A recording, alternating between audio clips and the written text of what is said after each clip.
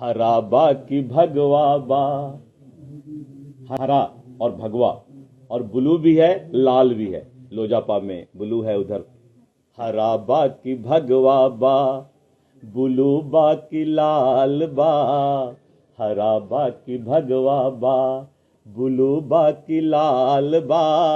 बिहार में का बा? नीतीश कुमार के राज बा। और बिहार में का बा? कानून के राज बा। बोली और का बा बिहार में? किसान खुशहाल बा। यही तो नीतीश कुमार के राज बा। आज भी है और कल भी रहेगा। कल्याण है वो भी बहुत मजबूती के साथ है। तो वहीं पूर्वी क्षेत्र में आप आ जाइए तो पूर्वांचल के क्षेत्र में ऑलरेडी नीतीश कुमार ही हैं, तो बाकी सब लोग हैं। बाकी चार पार्टियां और है जो उनके साथ उत्तर प्रदेश में बात की तो बसपा बहुत ज्यादा हमलावर नहीं है। बिल्कुल। तो ये सारी परिस्थितियां, और उत्तर प्रदेश में खुद ही वो है ना, खुद ही वो है, उत्तर प्रदेश में खुद ही है। तो इन सब परिस्थितियों में आप देख लीजिएगा तो मिला जुला करके भारतीय जनता पार्टी को ऐसा लगता है कि हम अगर एनडीए का नाम ले, बात दिल्ली का करें तो दिल्ली में भारतीय जनता पार्टी बहुत मजबूत थी। बिल्कुल बिल्कुल बिल्कुल। वहां क्षेत्रीय पार्टी की तरह ही वो चुनाव लड़ती रही है, शुरू से लड़ती रही है। कई राज्यों में भारतीय जनता पार्टी की सरकार है जहां उसका मुकाबला जो है होता है सीधे कांग्रेस से, वहां वो बेहतर प्रदर्शन कर रही है। लेकिन जहां जहां क्षेत्रीय पार्टियों से भिड़ंत है वहां वहां भारतीय जनता पार्टी को किसी न किसी पर डिपेंडेंट होना पड़ता है। जैसे आप देखिए कि चंद्रबाबू नायडू, बिहार में आ जाइए तो देख लीजिए कि नीतीश कुमार, उत्तर प्रदेश में जाइए तो अखिलेश यादव से उसका टक्कर होता है। आप बंगाल में चले जाइए तो ममता बनर्जी, बगल में चले जाइए तो शिबू सोरेन। नोरमा ग्रुप, जो सोचता है वो करता है, आपके अपने सपनों का आशियाना। नमस्कार, भारत लाइव देख रहे हैं आप। देखिए, दिल्ली चुनाव का रंग ऐसा चढ़ा कि भारतीय जनता पार्टी अब बड़े भाई की भूमिका में होने के लिए तत्पर हो गई है। भारतीय जनता पार्टी से कम जनता दल यूनाइटेड के जो दो बड़े योद्धा दिल्ली में कैंप किए हुए हैं, उनके द्वारा लगातार नरेंद्र मोदी की जय जयकार और नरेंद्र मोदी प्रधानमंत्री के रूप में बजट में उन्होंने बिहार के लिए जो प्रावधान किए हैं उसकी चर्चा अब जोरों पर है। देखिए, संजय झा जो कहे तो जाते हैं नीतीश कुमार के करीबी, लेकिन कसीदे वो प्रधानमंत्री नरेंद्र मोदी के पढ़ रहे हैं। आज ही उन्होंने, माफ कीजिएगा, कल सदन में उन्होंने एक बड़ी बात कही। बिहार को विशेष राज्य के दर्जे के बारे में लगातार जो चर्चाएं उठ रही थी और तेजस्वी यादव बार बार हमला कर रहे हैं नीतीश कुमार पर कि आखिर बिहार को विशेष राज्य का दर्जा क्यों नहीं मिल रहा है। संजय झा ने बड़ी स्पष्ट तरीके से बिहार के विशेष राज्य के दर्जे के बारे में बता दिया है। देखिए, ये खबर भी भारत लाइव पर लगी है, आप देख सकते हैं। लेकिन इन सब के बीच अब भाजपा पूरी तरह से एक्टिव मोड में है। हमने आपको कई खबरों के माध्यम से बताया कि दिल्ली के जीत के प्रभाव किसी पर पड़े या ना पड़े, लेकिन बिहार भाजपा पर बहुत तेजी से पड़े हैं। और देखिए, कल भाजपा की पूरी टीम प्रयागराज रवाना हुई है। न कोई गठबंधन है, न गठबंधन के कोई घटक दलों के कोई प्रदेश अध्यक्ष है। अब सीधे बाबा से हम समझने का ये आज प्रयास करेंगे चर्चा क्रम में कि क्या अंदर ही अंदर कोई नया रोल भाजपा रचने जा रही है। क्योंकि भाजपा, बाबा पहले तो बहुत स्वागत है आपका। जिस प्रकार से भाजपा अब रिएक्ट करना शुरू कर चुकी है दिल्ली चुनाव के, आपने भी कहा था कि दिल्ली चुनाव जैसे ही खत्म होगा उसका फर्क बिहार में पड़ेगा, लेकिन भाजपा ने इतनी तेजी से अपना मोड चेंज किया है और चेंज करने के प्रयास में है कि लग रहा है कि चुनाव से पहले ही कुछ खेल भंडोल हो जाएगा। देखिए, ऐसा अगर चूंकि विधानसभा का चुनाव है और विधानसभा के चुनाव में क्षेत्रीय पार्टियों का जिस तरह से वर्चस्व बढ़ा है, उसमें राष्ट्रीय पार्टियां कहीं ना कहीं आकर के वहां दम तोड़ने लगती हैं। अब बात दिल्ली का करें तो दिल्ली में भारतीय जनता पार्टी बहुत मजबूत थी। बिल्कुल बिल्कुल बिल्कुल। वहां क्षेत्रीय पार्टी की तरह ही वो चुनाव लड़ती रही है, शुरू से लड़ती रही है। कई राज्यों में भारतीय जनता पार्टी की सरकार है जहां उसका मुकाबला जो है होता है सीधे कांग्रेस से, वहां वो बेहतर प्रदर्शन कर रही है। लेकिन जहां जहां क्षेत्रीय पार्टियों से भिड़ंत है वहां वहां भारतीय जनता पार्टी को किसी न किसी पर डिपेंडेंट होना पड़ता है। जैसे आप देखिए कि चंद्रबाबू नायडू, बिहार में आ जाइए तो देख लीजिए कि नीतीश कुमार, उत्तर प्रदेश में जाइए तो अखिलेश यादव से उसका टक्कर होता है। आप बंगाल में चले जाइए तो ममता बनर्जी, बगल में चले जाइए तो शिबू सोरेन, वहाँ हेमंत सोरेन वहाँ काम कर रहे हैं। उड़ीसा में कुछ दिन पहले डायरेक्ट निश्चित रूप से। तो ऐसी स्थिति में भारतीय जनता पार्टी के लिए अभी बहुत टेढ़ी खीर है ऐसे राज्यों में अपने दम पर किसी भी तरह से स्थापित होना। हालांकि प्रयास तो वो कर रही है। कुछ आंकड़े हैं जिनको मैं बताऊंगा, लेकिन सबसे बड़ी बात है कि दिल्ली जीत के बाद बहुत सारी बातें जो है ना चर्चा में है। हम लोग भी कयास लगा रहे थे, हम लोग भी कई तरह की बातें कर रहे थे कि दिल्ली चुनाव के बाद ये होगा, वो होगा, ऐसे होगा, वैसे होगा। देखिए अभी 13 तारीख के बाद जब प्रधानमंत्री देश वापस आएंगे तो दिल्ली में मुख्यमंत्री का शपथ ग्रहण का समारोह होगा। ये समारोह भव्य भी होगा क्योंकि आप समझ सकते हैं कि 27 सालों के बाद वापसी हुई है और ऐसी स्थिति में वापसी हुई है, बहुत अच्छी वापसी हुई है, एक बेहतर मार्जिन के साथ वापसी हुई है। इसको लेकर के भी जश्न मनाना है और साथ साथ ये भी दर्शाना है कि हम एनडीए गठबंधन के लोग एकजुट हैं। भले ही नीतीश कुमार ये बात कह दे कि ये जीत जो है भारतीय जनता पार्टी की जीत है, लेकिन आप एक बात मान के चलिए कि भारतीय जनता पार्टी ये अपनी जीत नहीं मान करके ये से दर्शाना चाहती है कि ये एनडीए की जीत। इसलिए प्रधानमंत्री नरेंद्र मोदी ने अपने भाषण में नीतीश कुमार बिल्कुल जिक्र किया। अब ये सारी परिस्थितियां आपको याद होगा कि चुनाव से पहले मैं इस बात को बता रहा था कि एक वहां 3 फैक्टर काम करेंगे। पहला फैक्टर करेगा जो महाराष्ट्र वाला है, महाराष्ट्र पता है। दूसरा फैक्टर काम करेगा हिंदी पट्टी के पूर्वांचल के लोगों का और तीसरा फैक्टर करेगा साउथ के लोगों का। अच्छा, क्योंकि भारतीय जनता पार्टी इन तीनों क्षेत्रों में अपना जो स्थान है वो सुरक्षित कर पाई है। जैसे आप देखिए साउथ के क्षेत्रों में उसके साथ कौन है तो चंद्रबाबू नायडू है और बहुत मजबूती के साथ हैं। उसके बाद जेडीएस है, वो भी बहुत मजबूती के साथ उसके साथ चुनाव लड़ रही है। पवन कल्याण है, वो भी बहुत मजबूती के साथ है।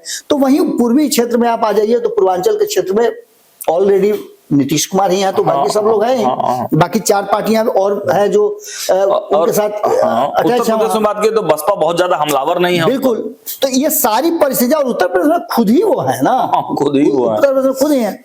तो इन सब परिस्थितियों में आप देख लीजिएगा तो मिला जुला करके भारतीय जनता पार्टी को ऐसा लगता है कि हम अगर एनडीए का नाम ले तो हमको बिहार में फायदा हो सकता है। रहा सवाल नीतीश कुमार का, तो नीतीश कुमार कभी भरोसे के काबिल नहीं रहे हैं। पिछले कुछ वर्षों की बात अगर करें तो भरोसे के काबिल नहीं रहे, लेकिन मजबूरी है नीतीश कुमार। नीतीश कुमार जिस खेमे में रह रहे हैं वहीं आकर के सरकार बन रही है और वहीं वोट ज्यादा आ रहा है, उसी खेमे को वोट ज्यादा आ रहा है। नीतीश कुमार को भले ही कम वोट आए लेकिन उनके सहयोगियों को अच्छा खासा वोट आ जा रहा है, जिससे कि वो सरकार बनाने में सक्षम हो जा रहे हैं। ये सभी परिस्थितियां इस बात की तरफ इशारा कर रही हैं कि कुछ न कुछ तो बात है। अब ऐसी स्थिति में नीतीश बाबू को माइनस करके चुनाव लड़ेगी भाजपा, ये एक बड़ा सवाल है और ये सवाल का जवाब सभी खोज रहे हैं। तो सबसे पहले इसको समझने के लिए कि क्या लड़ेगी, ये सवाल मेरे मन में भी है, आपके मन में भी ये होगा, सबके मन में है। क्योंकि सीट शेयरिंग का समझौता एक बड़ा हर्डल है जिसको पार करना सबके लिए बहुत मुश्किल हो रहा है। तो ऐसी स्थिति में हमारे पास कुछ आंकड़े हैं। 20 सालों के आंकड़े को अगर निकालते हैं हम तो 2005 में 2 बार चुनाव हुए, दोनों बार नीतीश कुमार के साथ भारतीय जनता पार्टी चुनाव लड़ी। पहली बार तो परिस्थितियां बहुत विकट थी क्योंकि लड़ाई बहुत मजबूत थी, सफल नहीं हुए। लेकिन दूसरी बार अक्टूबर में जब हुआ तो नीतीश कुमार ने यात्रा भी शुरू कर दिया था और अपने दम पर ऐसा लग रहा था कि 2004 में जब अटल बिहारी वाजपेयी की सरकार जो है सत्ता से बेदखल हो गई थी तो नीतीश कुमार का क्या होगा, भाजपा का क्या होगा, ये सारी बातें कही जा रही थी। लेकिन नीतीश कुमार ने बहुत ही कैलकुलेटेड ढंग से जिस तरह से बिहार में 2005 में भारतीय जनता पार्टी के साथ मिलकर के सरकार बनाया और भारतीय जनता पार्टी उसके साथ रह करके 55 सीटें लेकर के आई, जिसमें 88 सीटें जो है 2005 में आई थी जनता दल यूनाइटेड को। ये एक बेहतर विकल्प था। और उसके बाद 2010 में तो और भी बम्पर हुआ। 2010 में टोटल जो है सीटों की अगर बात करें हम तो 197 सीटें जीत करके आए थे। माफ कीजिएगा 205 सीट, 205 सीट जीत करके आए, 206 सीट जी, 206 सीट इसलिए कि 115 सीट ऑलरेडी नीतीश कुमार जीत करके आए थे और उनके साथ रहने का भारतीय जनता पार्टी को भी फायदा मिला था कि 91 सीट जीत करके आई थी। 2015 में अगर आप परिस्थितियों को देखें तो 2014 में आपको याद होगा कि क्या हुआ था। लेकिन उसके बावजूद भी भारतीय जनता पार्टी इतना बेहतर प्रदर्शन करने के बाद नीतीश कुमार के बिना 160 सीटों पे लड़ करके मात्र 53 सीट लेकर के आई और भारतीय जनता पार्टी चारों खाने चित हो गई। उसके पीछे कारण था कि नीतीश कुमार उसके साथ नहीं थे और नीतीश कुमार 101 सीट, और वही प्रशांत किशोर का पदार्पण हुआ। बिल्कुल, नीतीश कुमार 101 सीट ले करके 101 सीट पर लड़ करके 71 सीट जीत के आए थे। 101 सीट पर लड़ करके राष्ट्रीय जनता दल जो है वो 80 सीट पर आई थी और 41 सीट पर लड़ करके 27 सीट जीत करके आई थी कांग्रेस। 2015 में जो झटका लगा था, उस झटका को कहीं ना कहीं याद रखे हुए है भारतीय जनता पार्टी कि नीतीश के बिना चुनाव लड़ना संभव नहीं है। 2020 की बात करें, 2020 में भी नीतीश कुमार कमजोर जरूर थे, लेकिन सत्ता तक पहुंचने का उन्होंने जुगाड़ जरूर कर लिया था। नीतीश कुमार को कम सीटें आई, लेकिन भारतीय जनता पार्टी को इतनी सीटें आई, 74 सीटें, जिससे कि वो सरकार बनाने में सफल हो गए। और नीतीश कुमार की इसमें भी बड़ी भूमिका थी, क्योंकि नीतीश कुमार पर बहुत सारी चीजें लागू होती थी। 2015 का लोगों को बदला लेना था, 2019 का बदला लेना था। बीच में 2019 में एक चुनाव हुआ था लोकसभा का, जिसमें नीतीश कुमार 2017 में जब गए थे तो खास करके जो लालू प्रसाद के वोटर है, मुस्लिम और यादव, ये काफी उन पर नाराज थे जी। इनका दंश भी झेलना पड़ा था, जिसको लेकर के 2020 की लड़ाई बहुत कड़ी लड़ाई थी और बहुत कैलकुलेटेड ढंग से 2019 हारने के बाद तेजस्वी यादव ने अपने आप को रिवाइव भी किया था। लेकिन फिर भी सरकार किसकी बनी? एनडीए की बनी, और भारतीय जनता पार्टी को 74 सीटें आई। आज सबसे बड़ी पार्टी अगर भारतीय जनता पार्टी है विधानसभा में तो ड्यू टू नीतीश कुमार, क्योंकि नीतीश कुमार ने 2022 में जब फिर से अपने आप को अलग कर लिया तो भारतीय जनता पार्टी की फेफड़ी सूखने लगी। बिल्कुल। अब बात 2025 की करते हैं हम। 2025 में अब ये तो स्पष्ट हो गया है कि नीतीश कुमार के बिना लड़ने की सोच नहीं सकती है, बिल्कुल नहीं। परिस्थितियां विकट हो सकती हैं, लेकिन भारतीय जनता पार्टी नहीं चाहिए कि नीतीश कुमार उससे अलग हो जाए। एक्शन मोड में तो आ रही है भाजपा। एक्शन मोड में आने के पीछे का कारण है कि वो प्रेशर पॉलिटिक्स है। अच्छा, नीतीश कुमार जितना प्रेशर बना रहे हैं, और नीतीश कुमार बार बार मुख्यमंत्री की, अब तो आपने देखा होगा कि सभी लोगों ने गाना गा करके प्रदेश अध्यक्ष नीतीश कुमार को मुख्यमंत्री बना रहे थे। जी जी जी। ये सभी बातें घुमा फिरा करके वहीं आ रही हैं कि नीतीश कुमार को किसी भी हाल में रोक के रखना है, क्योंकि नीतीश कुमार के बाद कहीं ऐसा ना हो कि नीतीश कुमार इधर उधर कहीं चले जाएं और जा करके वो किसी और को मुख्यमंत्री की कुर्सी या पावर दे दे। जी। तो ये सभी बातें नजर आ रही थी। इसके बाद 2013 में एनडीए का जो अलग हुए नीतीश कुमार, उसके बाद की कहानी आपको पता है कि एनडीए छोड़ा। उसके बाद से किस तरह से एनडीए में एक वैक्यूम आ गया था। भले ही आप लोकसभा का चुनाव बेहतर ढंग से जीते, लेकिन बिहार में क्षेत्रीय दलों के सामने आपको घुटने टेकने पड़ रहे हैं। इसके बाद 2014 की स्थिति आपने देखा कि गठबंधन से अलग होने के बाद भी नीतीश कुमार भले ही कमजोर नजर आए, लेकिन उन्होंने लड़ाई बहुत कड़े ढंग से लड़ी और भारतीय जनता पार्टी को मजबूर भी किया। वही भारतीय जनता पार्टी 2019 में अगर नीतीश कुमार के साथ लड़ती है तो 40 में से 39 सीटें जीत करके आती है। जी। ये सभी परिस्थितियां बनती चली आई, और इन परिस्थितियों के बनने के बाद एक बात साफ नजर आ रहा है कि जो भारतीय जनता पार्टी के लोगों के मन में बहुत तरह की भावनाएं चल रही थी, जिसमें आपको अमित शाह को शामिल करना पड़ेगा। अमित शाह भी ये चाह रहे थे, जेपी नड्डा ये चाह रहे थे कि किसी भी तरह से बिहार में अपना मुख्यमंत्री दे दिया जाए, लेकिन कहीं ना कहीं नरेंद्र मोदी ने इस पूरे मामले को अपने हाथ में ले लिया और उन्होंने स्पष्ट तरीके से कह दिया कि हमारे मुख्यमंत्री नीतीश कुमार ही रहेंगे। यही कारण है कि आप बिहार भाजपा के लोगों को देखिएगा कि नीतीश कुमार के प्रशस्ति गान, गुणगान और भजन कीर्तन उनके नाम का कर रहे हैं। कल तो दिलीप जायसवाल गाना गाने लगे उनके जी, बिल्कुल। बाबा हमें वर्ड भी सुना देता हूँ, वो गाना भी सुना देता हूँ। जी जी। हमारे पास वो क्लिप भी है, बाबा दिखाई देते हैं। जी दिखा दीजिए। जी दिखा दीजिए वीडियो एडिटर साहब। हरा बा की भगवा बा, हरा और भगवा, और ब्लू भी है लाल भी है। लोजापा में ब्लू है उधर। हरा बा की भगवा बा, ब्लू बा की लाल बा, हरा बा की भगवा बा, ब्लू बा की लाल बा। बिहार में का बा? नीतीश कुमार के राज बा। और बिहार में का बा? कानून के राज बा। बोली और का बा बिहार में? किसान खुशहाल बा। यही तो नीतीश कुमार के राज बा। आज भी है और कल भी रहेगा। तो आपने ये सुन लिया। ये देखिए पूरी तरह से ये वही दिलीप जायसवाल हैं जिन्होंने अमित शाह के बयान के बाद क्या कहा था, सबको याद है। बाद में फिर उस अपने शब्दों को वापस भी लिया था। खैर ये होता है, और जो परिस्थितियां बनी है सब कोई चाहता है कि मेरा मुख्यमंत्री हो। आपने देखा होगा कि अभी जो परिस्थिति बनी है उस परिस्थिति में 2-3 बातें बहुत महत्वपूर्ण है जिसकी चर्चा हम करते आ रहे हैं। एक तरफ जहां दांव पर हम बार बार बता रहे हैं कि संजय झा और ललन सिंह हैं। संजय झा और ललन सिंह दिल्ली में हैं, लेकिन जो सामंजस्य बिठाना चाहिए वो नहीं बिठा पाए। आपको याद होगा आरसीपी सिंह के बारे में। जी।